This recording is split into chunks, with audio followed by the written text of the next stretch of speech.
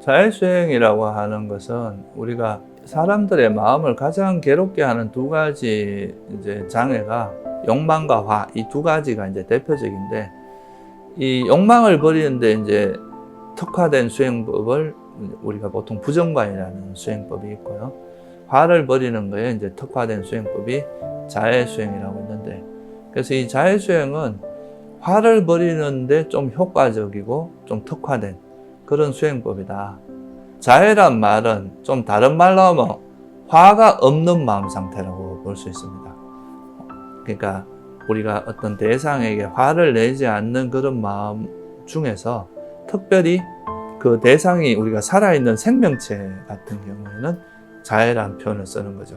우리가 이런 사물에 대해서는 자해란 표현을 쓰기보다는 그냥 화를 내지 않는다, 화가 없다 이렇게 말을 하지만, 우리가 살아있는 생명체에게 화를 내지 않는 마음을 특히 자해라고 하는데, 이 자해는 우리가 보통 화가 있으면 상대가 잘못되길 바라잖아요. 괴롭기를 바라고. 근데 이 자해의 마음은 상대가 행복하기를 바라고 잘 되기를 바라고, 이런 마음이 자해의 마음입니다. 그래서 이런 자해의 마음을 개발하는 것을 자해수행이다 이렇게 표현하는 거죠.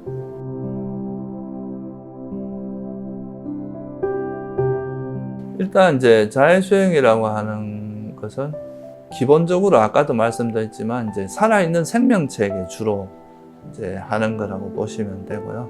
우리가 보통 이제 생명체, 불교에서 바라보는 건 생명체는 다 평등하다고 보는 거죠. 거친 사람이나 뭐 부드러운 사람이나 선한 사람이나, 그게 지금 현재 모습이 악하거나 선하다는 거지, 그게 그 사람 자체가 아예 악한 성질을 갖고 있다거나 선한 성질을 갖고 있다 이렇게 보진 않잖아요. 그래서 이제 모든 생명체에게 골고루 다 행복하기를 바라는 그런 마음을 개발하면 우리가 어떤 사람을 만나더라도 화를 내지 않고 대처를 할 수 있게 될 거 아니에요, 그죠? 그래서 이제 모든 생명체에게 화를 내지 않는 그런 훈련을 하는 게 이제 자해수행이니까, 제일 먼저 하는 건 이제 일단은 사람이겠죠, 사람한테 하는 게 가장 좋으니까. 이 자해를 개발할 때 가장 쉬운 대상이 누구냐 하면, 누구나 자기가 행복하기를 바라잖아요. 자기가 행복하기를 싫어하는 사람은 없으니까 자기 스스로에게 내가 행복하기를 바라는, 정말 진정으로 행복하기를 바라는 이런 마음을 일으키는 게 이제 시작으로 해서, 그러니까 내가 행복하기를 바라는 만큼 타인도 행복하기를 바라는, 이렇게 확장을 해나가는 거죠. 그래서 첫 번째 대상은 자기 자신으로 하는 게 좋고요. 두 번째 대상은 조금 더 쉬운, 타인 중에서는 제일 쉬운 사람이 내가 좋아하고 존경하는 사람이겠죠. 그래서 이제 존경하는 사람. 그 다음에 조금 어려운 거는 이제 가족이나 애착이 가는 사람, 사랑하는 사람. 왜 그러냐 하면 이제 이 자해라고 하는 것은 말 그대로 상대가 정말 조건 없이 행복하기를 바라는 이런 마음이거든요. 근데 여기에 욕심이 들어가면, 내 욕망이 들어가면 이게 이제 자해가 아니라 자기 이기적인 욕심이 되거든요. 그러니까 이렇게 되지 않도록 하기 위해서 사실 자애심이라고 하는 것은 욕망도 없어야 돼요. 그 대상에 대한. 그러니까 욕망과 화가 없는 마음이 자애심이거든요. 그래서 근데 이제 사랑하는 사람 같은 경우는 애착이 달라붙기 쉽잖아요. 그래서 이제 존경하는 사람보단 사랑하는 사람이 조금 더 어려워요. 그래서 사랑하는 사람하고 그 다음에 무관심한 사람, 미워하는 사람, 미워하는 사람이 제일 어렵겠죠.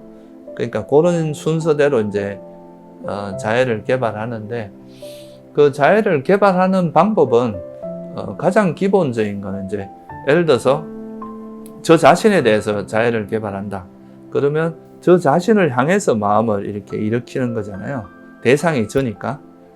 물론 이제 그냥 저 자신을 향해도 되는데, 그냥 내가 가장 행복했던 이미지를 떠올리는 거죠. 정말 이 존재가 정말 건강하고 행복하기를, 모든 위험에서 벗어나기를, 뭐 이런 마음을 계속 일으켜주는 거죠. 그게 이제 아주 기본적인 자해수행입니다. 그러니까 이 사람이 나쁘게 되고 괴롭기를 바라는 마음이 아니라 정말 이 사람이 건강하고 행복하기를, 모든 괴로움에서 벗어나기를, 이런 식으로 이제 마음을 계속 일으킴으로써 우리 마음의 자애심이 계속 일어나도록 하는 겁니다.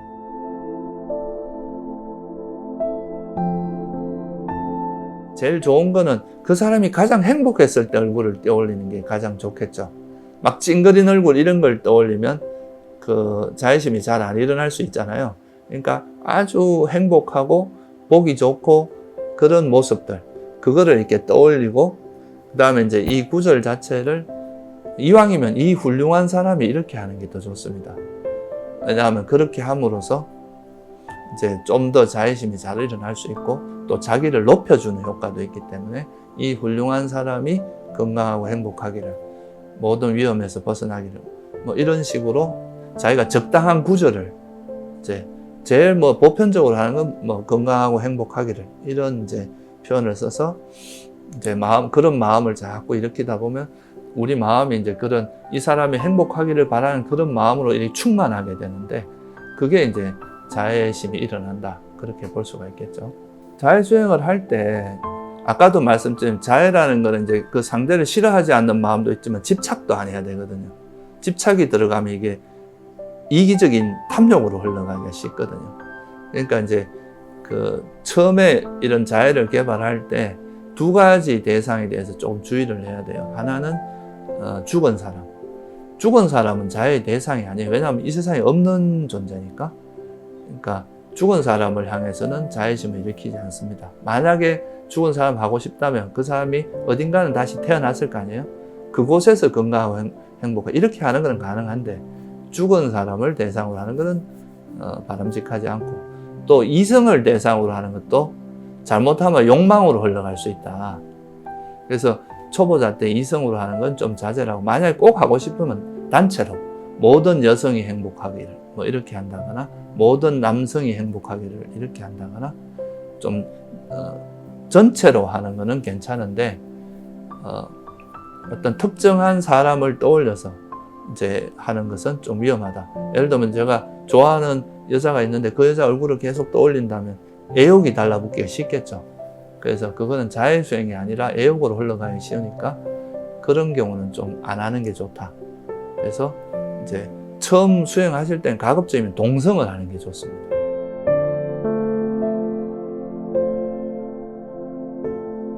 아까 말씀드렸듯이 이제 자기 자신에 대해서 자애 수행을 하는 거를 말씀을 드렸는데, 그 자기 자신에 대해서 자애 수행을 하는 거를 그대로 확장을 하면 되거든요. 그러니까 내가 건강하고 행복하기를 이렇게 했듯이, 그 다음에는 존경하는 사람. 이 존경하는 사람의 이제 가장 행복했던 얼굴을 떠올리고, 이제 내 얼굴 앞에 이렇게 마음을 이제 떠올린 다음에 이 훌륭한 사람이 건강하고 행복하기를, 이렇게 해서 이제 마음에서 정말 정말 그런 마음이 충만하면 또 다음 대상으로 넘어갈 수가 있어요. 그래서 사랑하는 사람, 애착이 생길 수 있는 대부분 가족들 같은 경우, 이런 경우에 이제 이 훌륭한 사람이 건강하고 행복하게 이렇게 하고, 그 다음에는 나하고 별 상관없는 되게 무관심한, 그냥 나하고 별로 인연에 접점이 없는 사람들도 건강하고 행복하게, 그 다음에 자기 미워하는 사람에 대해서 이제 하는 게 제일 어렵거든요. 미워하는 사람은 일단 보자마자 화가 나고 막 내가 이 사람을 위해서 왜 자애를 일으켜야 돼, 이렇게 생각하기 쉬운데, 그래서 이제 이런 사람들한테는 주로 그 앞에서 우리가 책에서 화를 버리는 방법에 대해서 배웠던 거 있잖아요. 그거를 적극 활용해가지고 제일 뭐 일반적으로 이제 아무리 이렇게 나쁜 사람이라 할지라도 이 사람이 참여를 안 하고 이대로 살아간다면 분명히 이 자기가 지은 행위 때문에 과보를 크게 받게 되고 고통을 겪게 될 것이다. 그러면 연민심이 일어나잖아요. 그러면 이제 이 사람이 정말 참여하고 바른 길을 갔으면 좋겠다. 정말 진정으로 행복한 길을 갔으면 좋겠다. 이런 자애심이 일어날 수가 있겠죠. 하여간 뭐 그런 여러 가지 방법을 써서 미워하는 사람의 이제 행복한 얼굴, 그런 걸 떠올린 다음에 이때도 그냥 이 왼수가 이렇게 하지 말고 이 훌륭한 사람이 건강하고 행복하게 이렇게 마음을 자꾸 쓰는 연습을 하는 거죠. 그렇게 한 번이라도 마음을 쓰는 것 자체가 굉장히 큰 의미가 있습니다. 우리가 일반적으로 세속에 살면서 자기 원수한테 이 사람이 행복하게 이렇게 생각하는 거는 쉽지 않잖아요. 근데 한 번이라도 그런 마음을 일으켜보면 우리 마음은 한 번 해본 거는 또 하기가 쉬워지거든요. 그러다 보면 이제 설사 내가 미워하는 사람이라도 이 사람이 좀 잘 됐으면 좋겠다, 행복했으면 좋겠다, 이런 마음을 일으킬 수가 있게 되는 거죠. 그렇게 하면서 이제 자애심을 나뿐만 아니라 타인들도 아무런 차별 없이 자애심을 일으키는 이런 이제 훈련이 되는 거죠. 아까 말씀드린 이제 그 타인 중에서도 뭐 존경하는 사람, 그 사랑하는 사람, 무관심한 사람, 싫어하는 사람까지 다 되고 나면 이제 모든 사람들에게 내가 자애심을 일으킬 수 있는 단계가 되면 그게 이제 소위 말해서 경계가 허물어졌다 이렇게 이야기를 하는데요. 그러면 또 이제 사람뿐만 아니라 동물에까지 확장할 수도 있을 거 아니에요, 그죠? 내가 인간들이 행복하기를 바라는 마음처럼 이제 동물들도 다 건강하고 괴로움에서 벗어나기를 이렇게 할 수도 있을 거고, 그러면은 여기서 이제 우리가 좋은 게 뭐냐면 이제 모든 존재들 이렇게 확장을 하다 보면 그러니까 뭐 사람이나 뭐 사람도 가리지 않고 인간도 동물도 가리지 않고 모든 하여튼 살아있는 생명체라면 모든 존재가 건강하고 행복하기를 이렇게까지 이제 그 마음을 확장을 할 수 있는데, 그러면 이제 우리가 내 마음의 대상은 이 세상에 있는 모든 존재가 다 대상이 되는 거죠. 그래서 모든 존재가 건강하고 행복하기를 이렇게 할 수 있는데, 이런 마음이 생기면 되게 좋은 게 뭐냐 하면은 여러분들 예를 들면 지하철 타고 갈 때 지하철에 그냥 가만히 앉아가지고 이 지하철에 타고 있는 모든 존재들이 건강하고 행복하게 이런 마음을 일으키는 것 자체가 본인에게 굉장히 좋고 타인에게도 좋은 영향을 분명히 주거든요. 그럼 뭐 비행기를 타도 이 비행기 안에 타고 있는 모든 존재들이 건강하고 행복하게, 또 직장에서는 직장에서 앉아서 직장에 이제 일을 시작하기 전에 이 직장에 있는 모든 존재들이 건강하고 행복하기를 이렇게 또 마음을 기울일 수 있을 거 아니에요, 그죠? 그게 자애심을 일으키는데 굉장히 도움이 많이 됩니다. 이건 활용할 수 있는 게 굉장히 많습니다. 여러분들 집에 가면 집에 있는 우리 가족들이 다 건강하고 행복하고 모든 위험에서 벗어나기를 이런 마음으로 그래도 뭐 하루에 한 아침에 딱 일어나자마자 한 5분 정도라도 그렇게 한다면 그 여러모로 굉장히 유익한 일이 많다.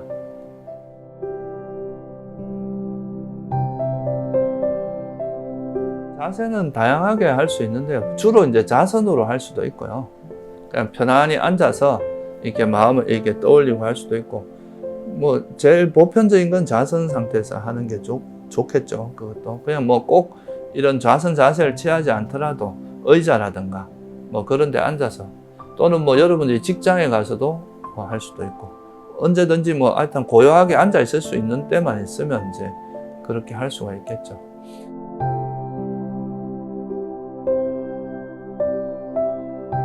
예, 도움이 될 수 있죠. 왜냐하면 자애경을 독송하는 것 자체, 거기 있는 말 자체가 사람들에게 좋은 마음으로 모든 사람이 행복하기를 바라고, 이 세상에 있는 모든 중생을 하나밖에 없는 자기 아들을 보호하듯이 해라 이렇게 이야기하는 그런 다 좋은 구절들이거든요. 그러니까 우리 마음을 되게 부드럽게 해주는 구절들이기 때문에 그거를 계속 독송을 하거나 사경을 하거나 하는 것도 분명히 도움이 됩니다.